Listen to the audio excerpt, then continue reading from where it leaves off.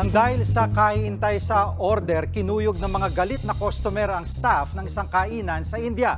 Sa Peru naman, nabagsakan ng malalaking tipak ng bato ang ilang sasakyan. Ang Frontline News Abroad sa report ni Shaila Francisco.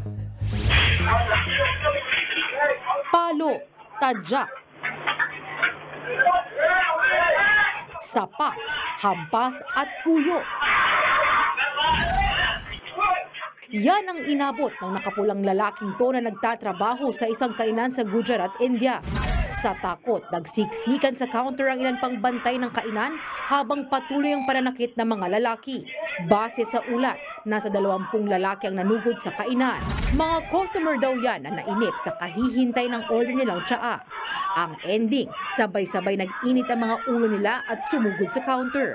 Agad namang rumesponde ang mga pulis. Kinasuhan ng mga sumugod na customer. Sa kuha naman ng dashcam na to sa isang highway sa Peru, makikita na may 2 truck sa unahan. Maya-maya pa, makikita ang paggulong ng malaking tipak ng bato mula sa taas ng bundok. Dire-diretso yan hanggang sa bagsakan ng 2 truck. Wasak at yupi ang mga yan. Tila inulan ng malalaking tipak ng bato ang highway dahil sunod-sunod itong nagbagsakan.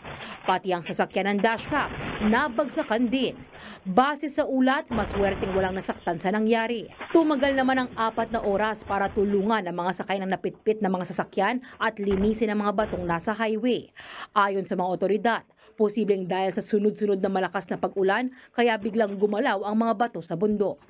Nagbabalita mula sa Frontline, Shaila Francisco, News 5. Mga kapatid, Jiggy Manikad po, iba na ang may alam at may pakialam sa panahon ngayon.